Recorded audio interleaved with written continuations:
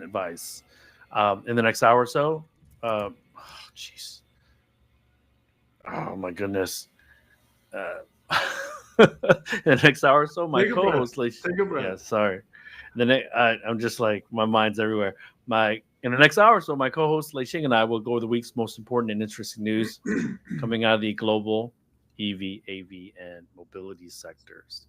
What Lei and I discuss today is based on our opinions and should not be taken as investment advice. For those that are new to the show, welcome. I met a ton of people this week, so maybe there's a couple of you there. For our loyal listeners and viewers, welcome back. We ask that you smash those subscribe and like buttons and make some comments or questions so you don't miss anything from us in the future.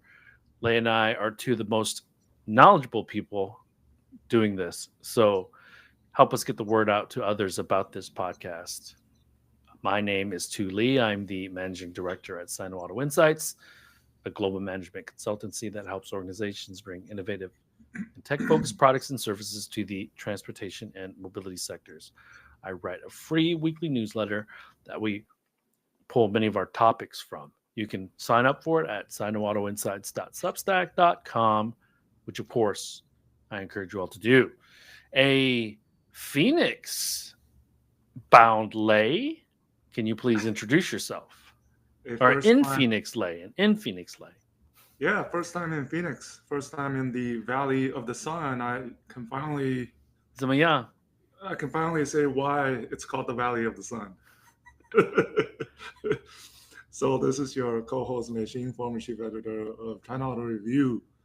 Excuse me, and this is episode 214. Yes, and also to a traveling back home too, and still traveling on the road for.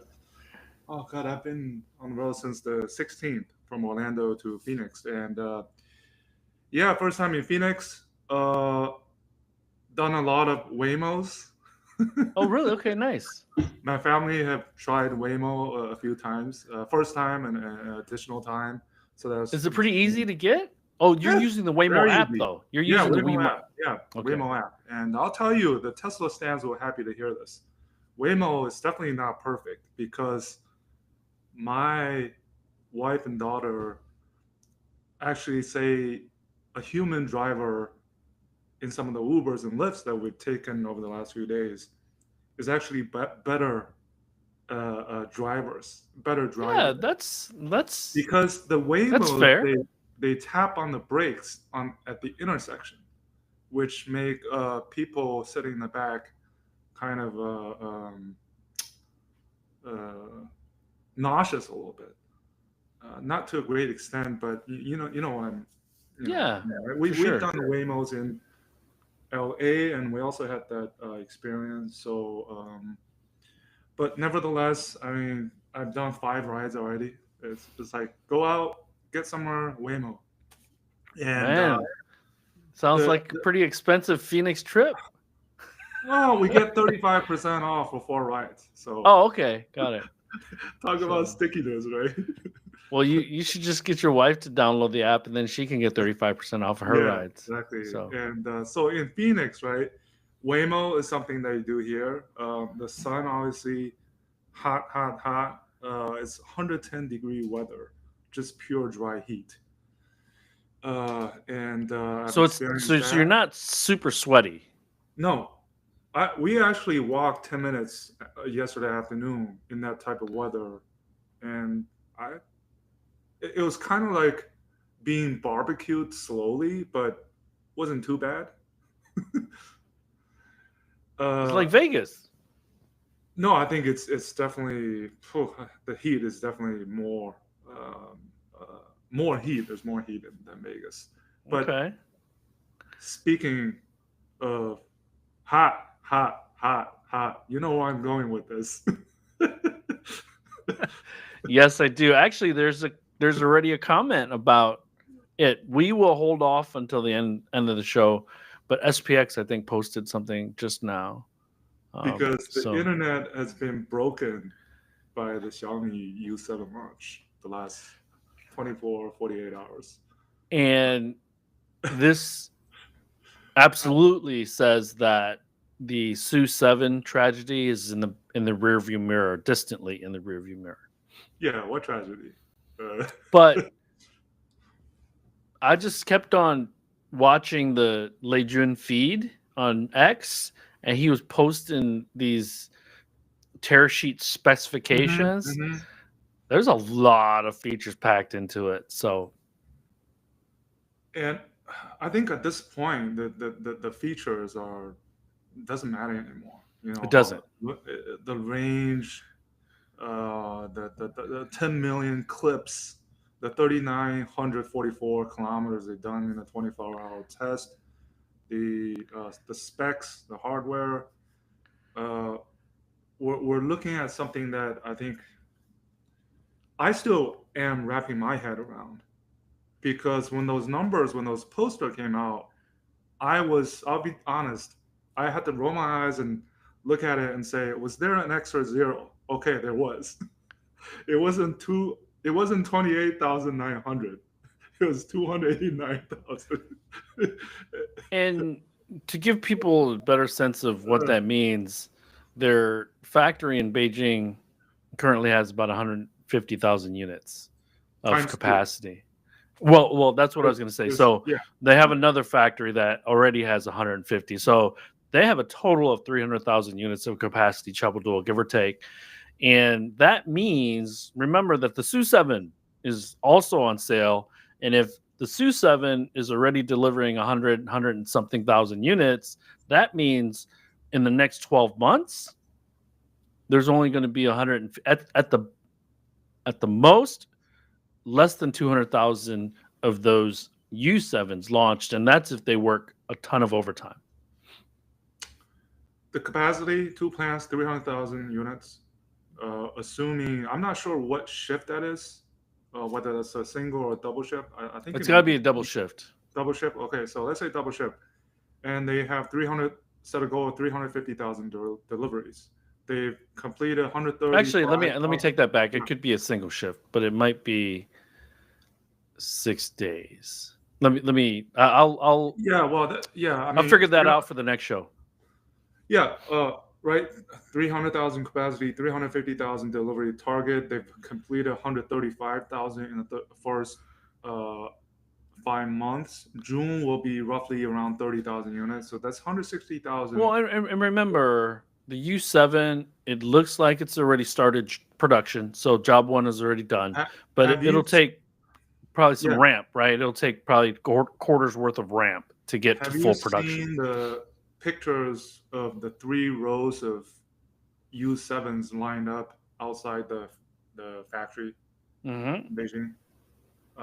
They look pretty ready to go. They look ready for delivery. Ready to go. So I think we're expecting deliveries, which is weird because the customers they must be really fully featured. They must be just optioned out, because I don't know why you would make 20, 30, 40,000 units like that. Because unless you have a really, really good idea of what colors, what options people, and what trim people will want. Well, over the last year or so, they've been previewing these specs and colors and interiors in a methodical way, so the consumers will probably know what it is, how it looks like, the styling and hardware. But so here's a little story that if you build ahead too early, too soon. Remember when Apple had those iPod minis that had 4 colors: gold, silver, like a burgundy, and some blue color? So they built ahead, put them in the retail, and then forecasted that one specific color, so they didn't know what the take rate was going to be per color, so they guessed. They were completely wrong, and so a couple of colors didn't sell well at all. One color sold a ton, and that was the iPod mini. So there's a chance that happens. I'm sure they'll be able to sell those vehicles, but it just seems like a MAFON thing. So yeah, I think every one kind of color that's been ordered, that's going to sell. because they on the launch they added some more colors, Yep. exterior colors, right, to the ones that they've already previewed And maybe before. people will be like, you know what, I want this, and then Xiaomi says, well, I have that color, but it's with these option package. Do you want it or not? And they'll probably say yes. And one of the right, we talk about pricing a little bit, right?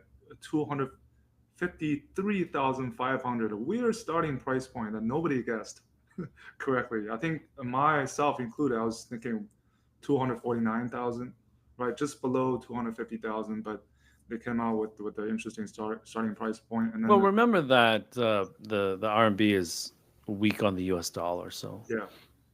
So, but another interesting thing is the Max has been sold out. 售罄, which means sold out. Max is the 330,000 renminbi version. which is like And 47 grand or something like that. yeah, and if you think about that, the starting price, which is roughly 35,000 to the 46, 47,000, $47,000 is the average price of a vehicle in the US. Mm-hmm. And in China, you can get a spec'd out Xiaomi YU7. But let me ask you,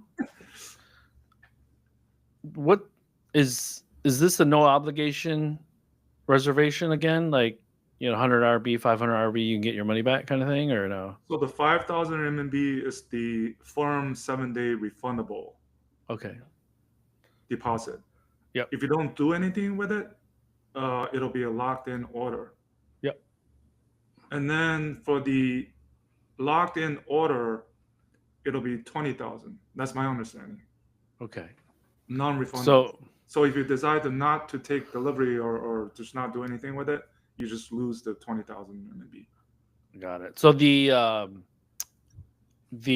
I'm thinking about it is about 800 bucks. I definitely want it is almost $3,000. Yeah. So that was interesting. And then the other very interesting thing is they gave 3 days, right, until June 29th. If you have a locked-in order of the SU7, you can transfer that to the U7, which I think a lot of people did. Because the U7, you just pay a little bit more, 10,000, 20,000 RMB more, you get a SUV. Maybe Unfortunately, for the SU7, it just seems like a better car because they learned from they learned a lot from the SU7.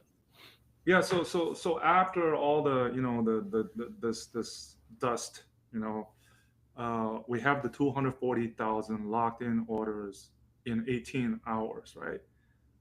This is in the past. It's a number that's still, it's hard to explain. I've never seen anything like this before. Maybe, I mean, what can be compared to? I don't know. Well, it can be the original iPhone. It could be the original iPhone craze. Yeah, Cybertruck, Model but 3, maybe. I actually think the most painful company, the company that is being affected most, is Xiaomi itself, not Tesla, not others, because now the competitors will come in and say, you're going to wait for 12 to 18 months for U7. Hey, I have something available in a few weeks. You want to, I think that's kind of the dynamic we're seeing, but also at the same time, how many of those 240,000 locked-in orders, the people are willing to wait it out, given this current environment, right? Yeah, I think those are tremendous numbers. I don't think they'll all end up being buyers. Yeah, so that's why I kind of tweeted that the $1 million questions: how many, right? Those are willing to wait, and what are we going to see as a delivery of the U7 this year? What's your hunch? What throw me a number. What do you think? How many U7s are going to be delivered? 80,000. 80,000. Because so let's do this. So they have both factories online now, correct? Yep. Mm-hmm. And in the US, the estimates used to be 200 days. You would work 200 days. Okay, so we're in the middle of summer. So let's say a little over 100 days that they're going to be working. Okay, and divide that by 150. That means, uh, no, divide that by, yeah, 150. Now we're talking about 15,000 units a day, right? So Yeah. 7,500 per factory. So that's the run rate they'll need to get to that 150,000 units by the end of this year, meaning that the factories are running 100% for the rest of the year in order to get to 150,000 units total, of which let's say 80,000 are U7s and 70,000 are Su7s. Now, the ratio of sales is probably 2 to 1, but the U7, because it's a new car, I don't think the suppliers would be able to ramp like that either. So Mm. the constraint is not the production. The constraint is likely going to be if the suppliers can supply to demand. And I don't know if they can do that because the constraint is likely not going to be how many can Xiaomi produce. The constraint is Yeah. likely going to be how much can be supplied to produce. Yeah. Exactly. Speaking of suppliers, so the battery, the BYD and CATL both Yep. supply the LFPs, and CATL exclusively supplies the 101 kilowatt hour for the max. They posted Exclusive. about it Sorry. on social. They posted on social about it. Yeah. Yeah. Right. And then Hesai, right?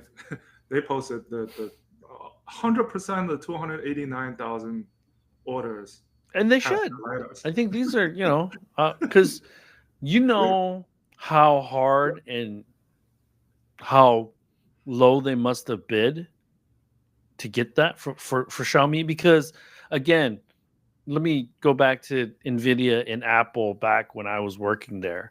They Jensen wanted nothing more than to be able to say we are in the next gen power book.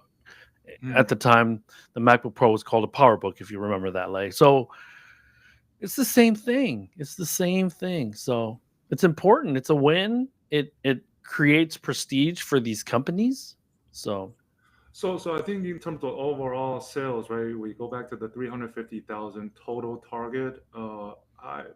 I will pick a number higher than you. I would say 100,000 units, okay. which is not unachievable. But hold on. You If just but said that means 350. You said 350. So are 350, we saying so 350 or 100,000 of those 300? yeah. So 100,000 of those will be U7s, Okay. and they have to do it in 6 months, basically, right, the rest of the year, Yep. which is more than 16,000 a month. That's again unheard of. I can't think of any product that ramps and then delivers. But Well, since we and always remember, Lay, it won't be linear. It'll be right, 5,000, right, 6,000 and first then month, goes up, right, right. 8,000, 9,000, and then It could be in 20,000 a month. November there needs to be Yeah, 20,000 units, 22,000 units, 23,000 units. yeah. So that, I mean that's And that's what I mean by the supplier.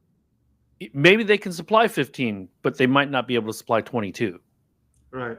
for Uh, November, December production.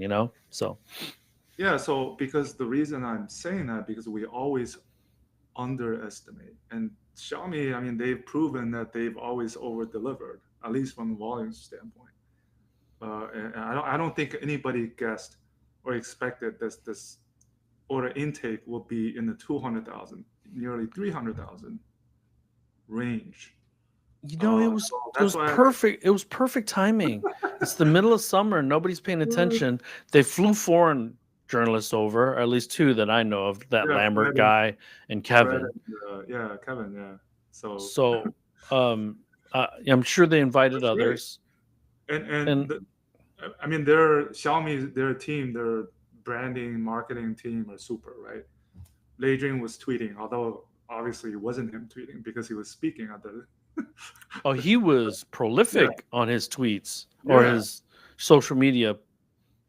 We can't call them tweets anymore, I guess, but Yeah, and yeah, both in China and internationally. I mean, it's a gold standard. I think. So That's, I told you, but I'll tell the audience. I was in Atlanta yesterday for a small, very very intimate conference. I was actually at the uh, Porsche North America oh, headquarters, nice. and got to meet Abi. Finally, all We right. did not actually spend that much time together. He was in the same building that I was, and so I missed Elon too. So unfortunately, I forgot he lived down in Atlanta. So next time. But what was funny was I was doing a small presentation, like almost like a TED talk, and so I had some slides that I wanted to show, and knowing that I was getting fed all this Xiaomi information from some of the guys, some of the people at the event, I downloaded all of the tear sheet specs, and the last 3 slides of my presentation was hot off the presses and the Perfect pictures timing. of those tear sheets. And Yeah. then my last slide, Lay, and you'll get a kick out of this, was a picture of a Chevy Equinox, and the title was "For the Same Price as You're this." dunking on your hometown team. So So, an Equinox starts at around 40,000. So, but man, it yeah, yeah, it there's a frenzy, I, and timing was perfect for him, and people were paying attention even though it's the middle of summer. I think a lot of people point to Xiaomi's marketing gimmicks, Legion's showmanship. That's fine. I'd agree, but I think what they have shown in the last 4.5 years is this total like drive and just try to come out with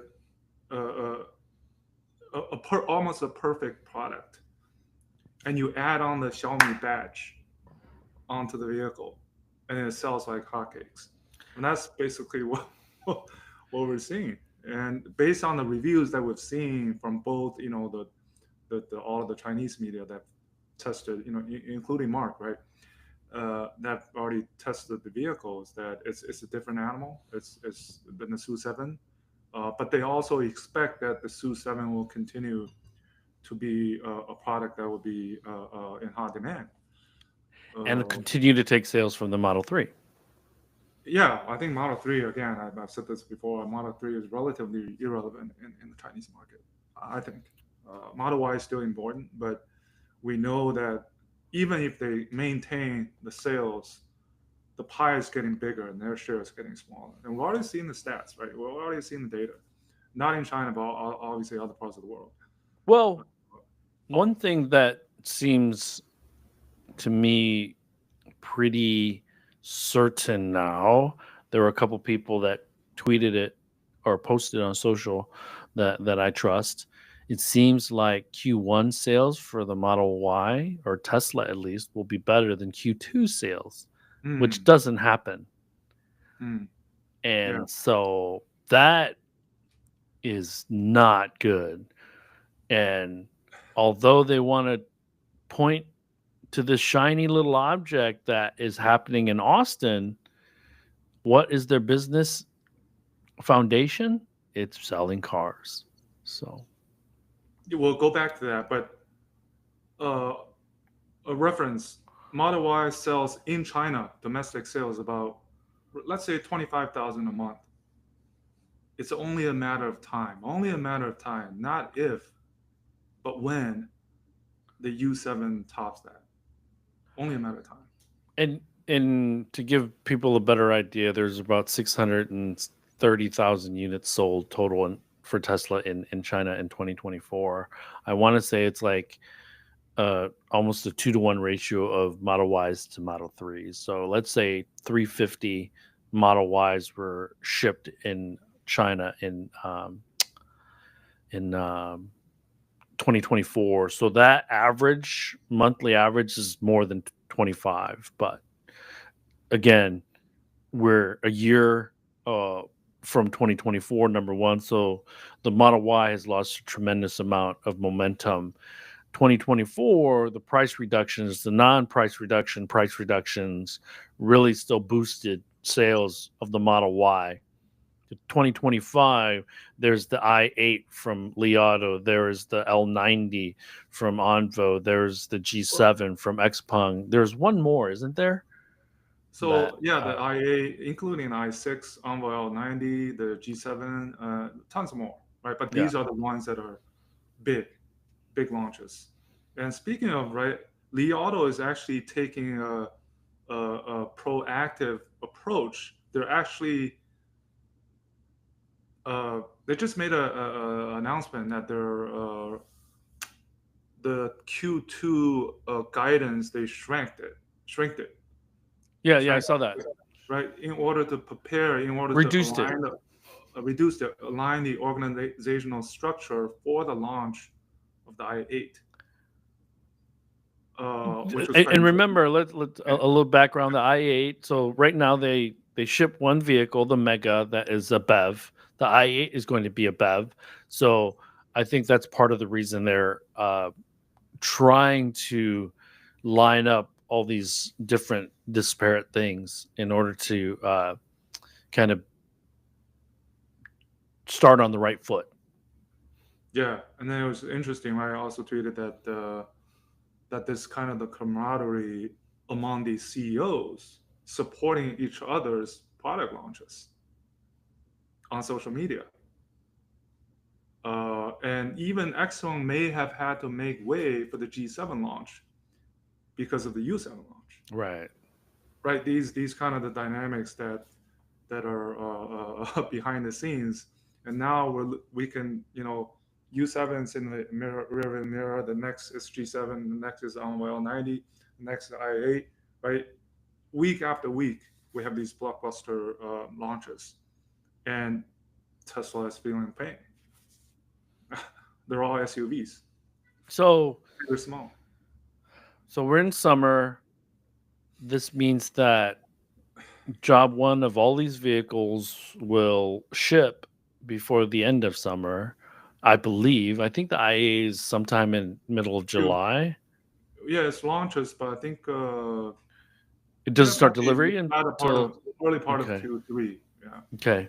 for the launch, for the delivery. So the i8 is not going to be super relevant right now. The G7 is also next month, Next July, week. right? Next week, Next yeah. week. Yeah, So yeah. So and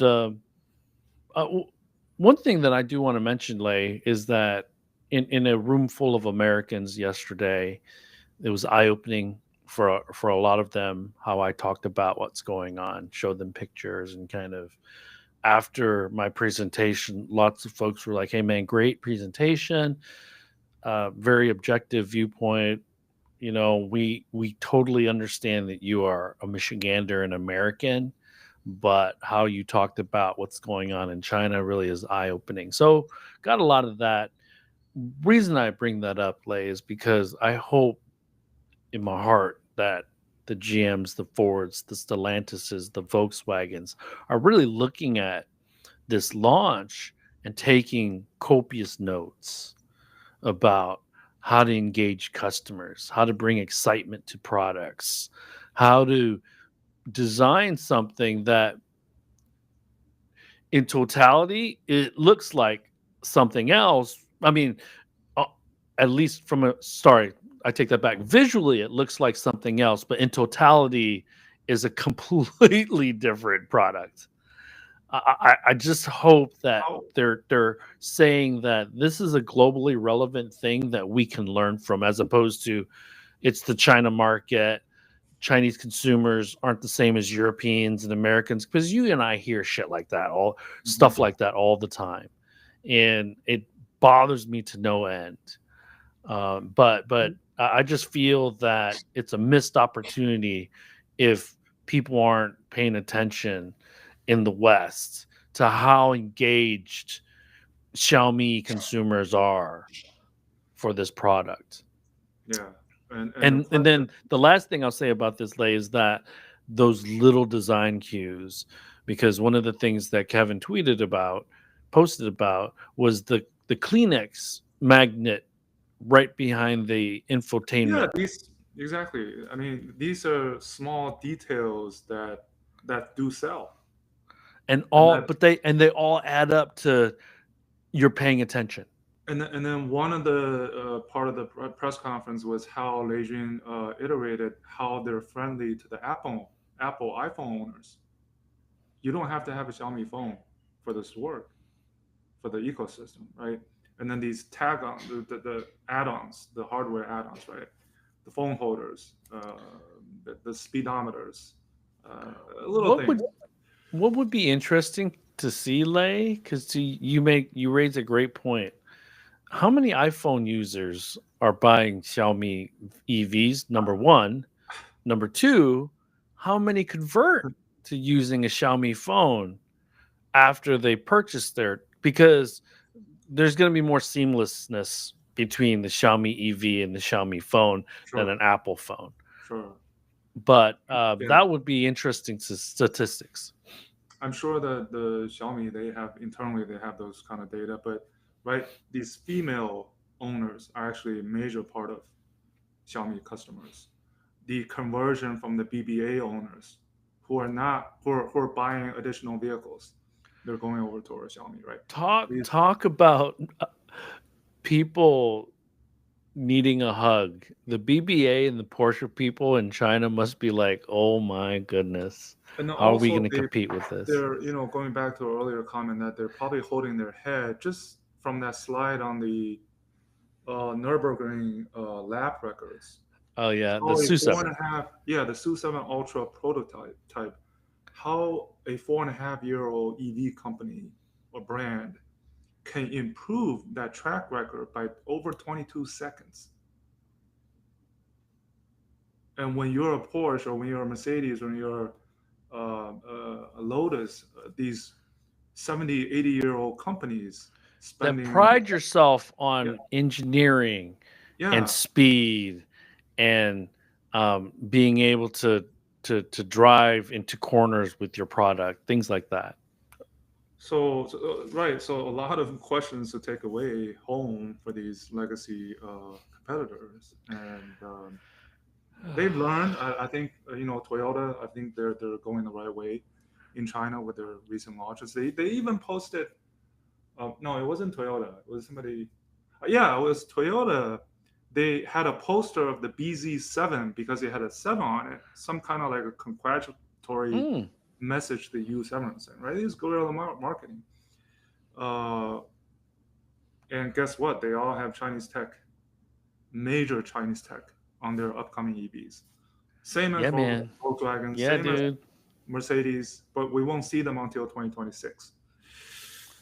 Uh, Well, yeah. so that's great. It's late, but better late than never.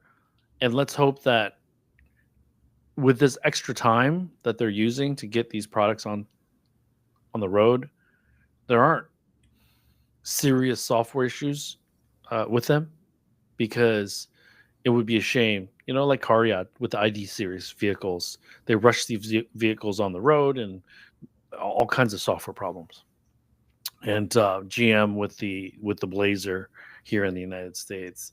So the other thing that I think is, so did you want to move to something else, or did you want to say anything else about the U7?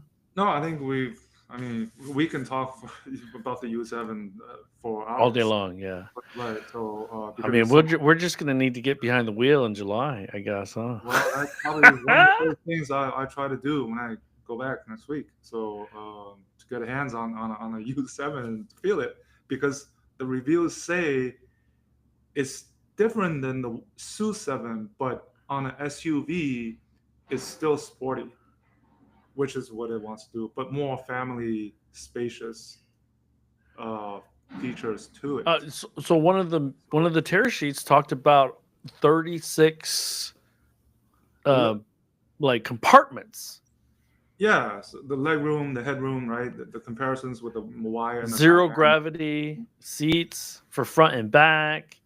So very very thoughtful. Very Yeah. thoughtful design, I think, and I think that's going to win over a lot of Chinese consumers. Now, Trump hot off the presses. So let me tell you another quick story about yesterday's conference.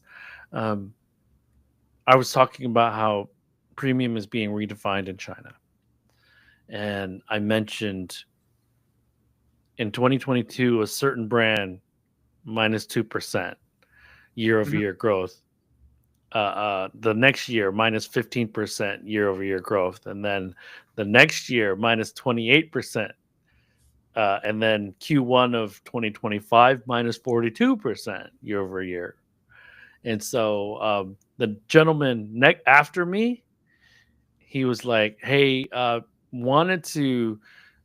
I'd heard security talking outside, and I think they're going to be escorting Thule out of the building because you know what brand I was talking about in China. So Well, there's two brands in Atlanta that's quite relevant to the auto industry, and they're both from Stuttgart.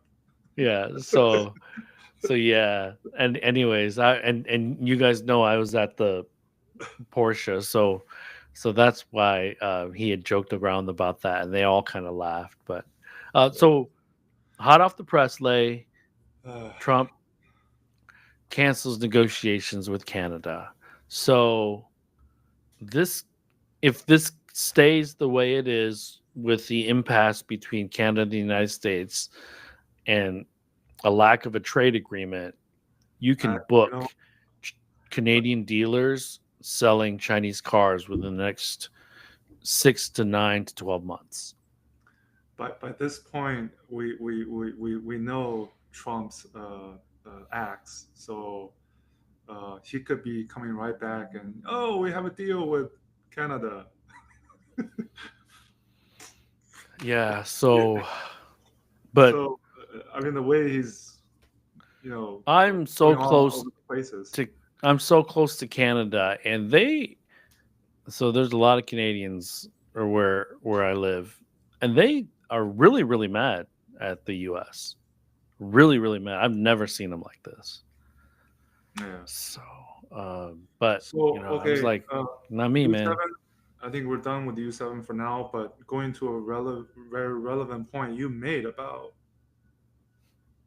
selling vehicles as a business model, does that ensure $1 trillion market cap for a company that starts with a T? Or does revenues from sharing of these existing fleets of vehicles ensure not selling vehicles, ensure the $1 trillion market cap, right? This is what what we're talking about with respect to the so-called robotaxi launch Hmm. last Sunday with great fanfare, myself included. Um, right? That's the You're question. such a fanboy. You're such a Uh, fanboy. I am. I am. And the fans, the stands will always come right back and say, oh, we're doing this without LiDAR. We're doing this without, achieving this, the vision only. It's Why unsupervised. can't they? Although there's somebody sitting in the passenger seat, it's unsupervised. So Uh, right. So that's one of the things. Two, can they change exactly that game established by the robotaxi, the pure plays, the Baidu's, the Waymos? I'm taking a lot of Waymos. I love to take a Tesla robotaxi when it expands, when it right. It, but that's the question, because that's the reality that Tesla is facing right now because they're losing sales. They're not going to get to the 1.8 million this year. They're going to have a negative growth. And perhaps going highly forward, negative. yeah, perhaps going forward, they may be retreating in sales if they don't have the products that can compete. That capacity, let's say 300,000 in Berlin, 400,000 in Austin, 4 in Fremont, 1 million units in Shanghai. That's gonna hang on their neck like a huge weight. And so they don't have any new products really that I can think of. A Model 2 is not going to be this clear-cut winner in any of these markets now.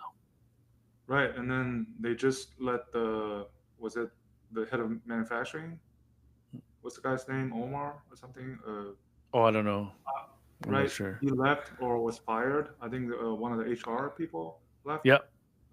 Uh, And one of the but they hired a cruise guy.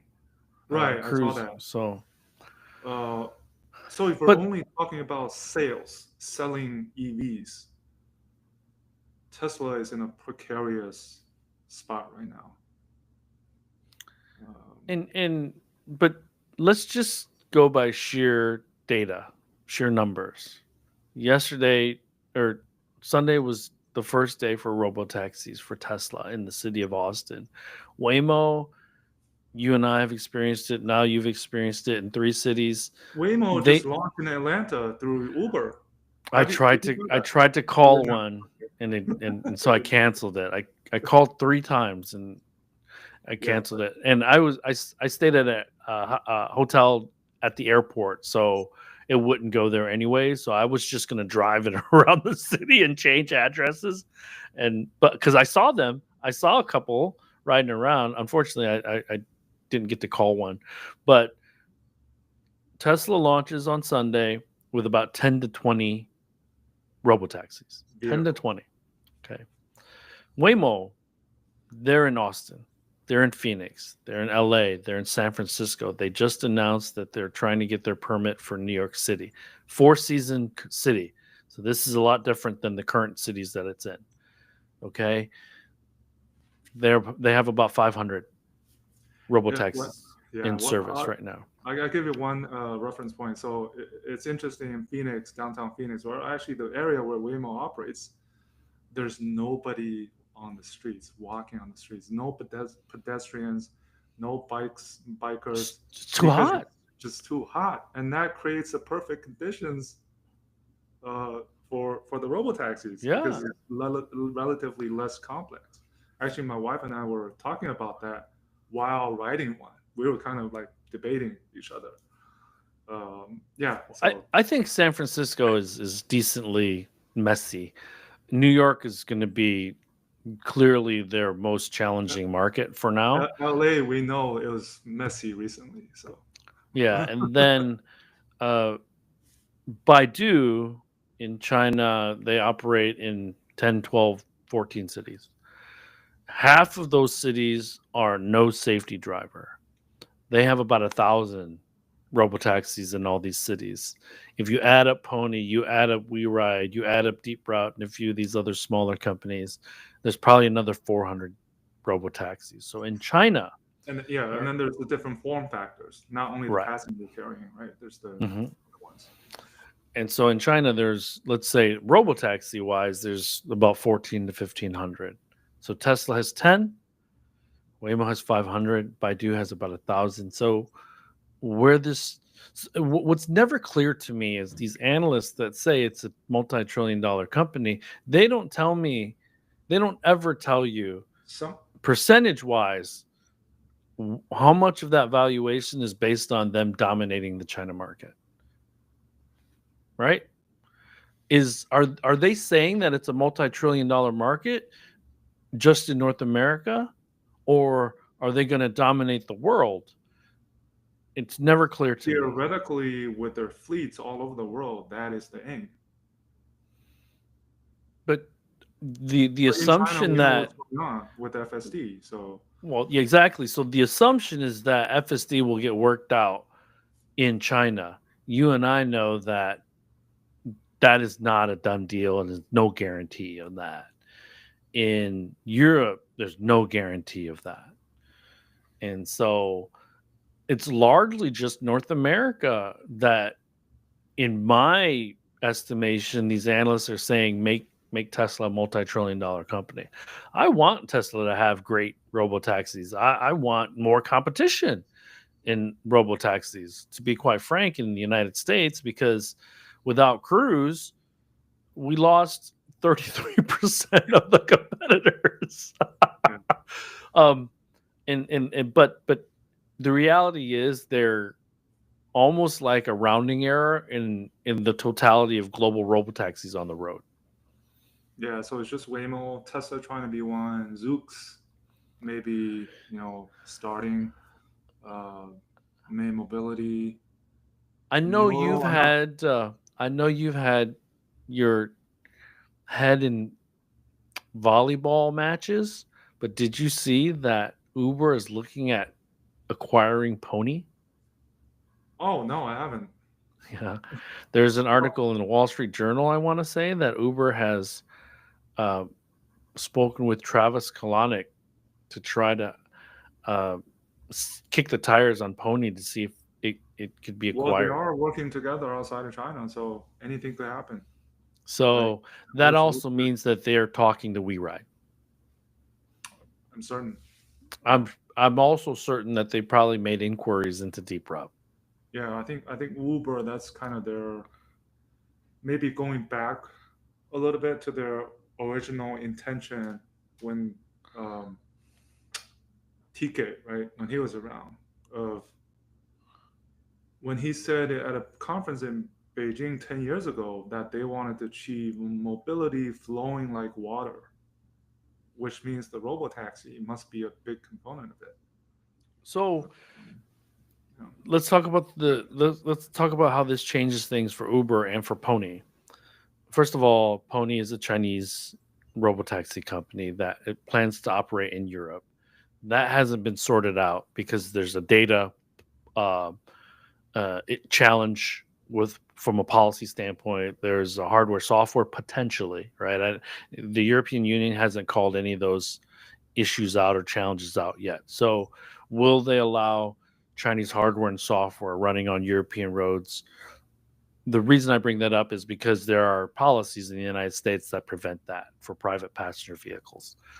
And then with Uber, if they were to acquire, it doesn't matter if it's Pony or WeRide or Deep Route or Waymo, they would they would have a competing service on their platform when they're partnering with robotaxi companies, Right. unless they're servicing different countries or different cities in countries. So, we're they're going to be frenemies, it looks like. And we should always remember that Uber used to have the Advanced Technical Group, the ATG group in Pittsburgh. It ran over a woman on a bike, killed her, shut it down, sold it to Aurora, which is the commercial trucking robot or commercial trucking autonomous vehicle company in Pittsburgh. So tangled web we weave, Lay. Tangled web. Yeah, so I think Tesla is right now is the probably the only one, uh, first a traditional automaker, not a pure play robotaxi company, to achieve this. Second, one that has fleets all over the world. So they're the one company that wants to make autonomy work in every region of the world. Um, can they do that? Waymo can, because Waymo is U.S. focused, is North America focused. And then they're not going. At least they're in Japan, but, uh, the Chinese, they're also China focused, but they're expanding rapidly, to the Middle East, Southeast Asia. Uh, And but there's remember no, now there's Wave in the but a right, UK at least company no too. So UK, but there's no one company that can be a global AV player yet. Uh, and and and Tesla is the there only one to do it. and there may never be one, Yeah. depending on the data policies, not only where they reside, but the But security and the privacy of them. yeah, but if Tesla can do it globally, then I'd agree with the analysts that they add the trillion or 10 trillion, whatever. But No, at the same time, it's still losing sales. Can they have that enough revenues to support the because business model? I so But not selling. my underlying assumption for these analysts that are saying it's a multi-trillion-dollar company is that they're assuming that Tesla would dominate every market that it's in. It's not going to dominate China. It's just not. It it's not going to dominate the United States unless Waymo goes away. So Um, yeah, it's just these are interesting things we're talking about because it's an interesting time, especially now Mm. that the Trump The- administration is kind of taking a different tack when it comes to. They haven't really talked about. Uh, they haven't canceled those policies from the Biden administration, but they haven't really talked about them either. And so I think this is interesting. Hey, we are getting towards an hour, so I don't have anything else. How about you? Same here. I mean, we're at the midway point of 2025, and the recent last week, the robotaxi plus the U7 launch, I think, was a good kind of the culmination of the first half of uh, uh, to. I mean, it's an understatement to say again an interesting uh, first half in the industry, but uh, fireworks, you know, Well, they're coming. I think you'll War you'll fireworks. have a head start on me in China, and then I'll meet you in China. I won't be there the entire time, but I'll try to do a couple things that I've been wanting to do. So we should probably be able to update folks on some of the things. I don't know what they will be yet because it just depends on availability of vehicles and people. So I mean, the I don't first want to thing say I anything yet. land after in China is definitely check out the U7. I mean, Hmm. there's right, there's no brainer, So and yeah, so seeing it in moving flesh. so moving to questions. Good afternoon, guys. So SPX, um, thank you number one for being a loyal live streamer, even though today's episode is what Few hours behind, 7 hours late. later. Yeah, And it was supposed to be 6 hours later. actually, it uh, works out better for me since I'm on the West Coast. So, but you know, I'm not going to make any excuses, but Delta delayed my flight. So his comment is, with U7's explosive launch, what edge does the Model Y have left in China? How do other major I options compare in yeah the mid 2003? How I think we kind of talked about it, but yeah. Lay, why don't you go ahead? I think the only edge they have left in China is that similar to the Xiaomi cult, there's still a significant Tesla cult, the customer There, base there are in Chinese China. Tesla Oh stands. yeah. Well, I mean, in a more positive sense, because they still think Tesla as a global brand that is produced in multiple parts of the world. It's the number one selling EV in the world, vehicle in the world, and they're continuing to push the current 5 year zero financing and 8,000 insurance uh, subsidy kind of. So I mean the sales are still quite significant, but again, right? We said even if they maintain, let's say, a 25,000 Model Ys per month, their shares are getting smaller. And with these oncoming killers, I I don't know what edge they still have besides the kind of the brand, still the brand aura that's still in some sense a lot less than years past. But other than that, on if you compare the pure tech spec, they're already being killed, right? U7 is the latest example. The G7 is coming. G7, we said, is going to be obviously priced lower than the U7 in the 200,000 to 250,000 range, uh, which Xpeng is very confident of. The Li Auto BEVs, these are coming, and Tesla does not have an additional model to bring to the plate. And as far as I know, they're not doing any small tweaks to the Model Y for the rest of this year. So No, no, what yeah, what I'll say is, in trying to find something positive, you'd mentioned brand loyalty. There are some Chinese consumers that are loyal to the Tesla brand. I agree with that. The second thing is that the charging infrastructure is pretty substantial in China. So, and again, I'm searching for something to be positive about for the Tesla Model Y. I when you say 25, I want to remind the folks that when we get into the later months of 2025, that's when they get to the 70 to 80, the 90,000 units historically. And that is not likely going to be happening. And it's almost a double whammy because domestic sales are down and their exports are also going to be down. So that absolute number, the production number or the sell number, not for domestic, but total sales, is going to be lower, unfortunately, for the Model Y, probably. But like again, I'll reiterate this: Tesla is not. They're going to be relevant. They're not done, right? In China, but again, the U7 surpassing the Model Y sales, monthly sales, matter of time, matter of time. That's I, it. I would argue, Lay, that they're relevant still, but they're doing everything in their power to not be relevant. It seems And like. again, we're at the end of June, starting July. Let's see what incentives they announce.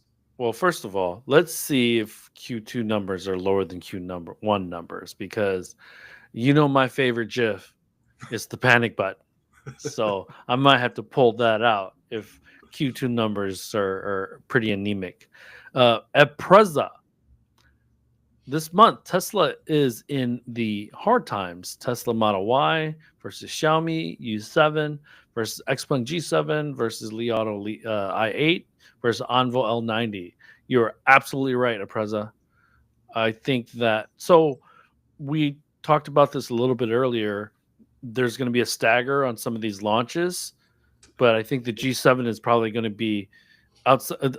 Aside from the U7, the G7 is probably going to be really close in the And, Model Y's rearview mirror. and again, we said this. I said this. These other competitors to the U7 launching, they'll be saying, "Hey, look, we can deliver our vehicles faster.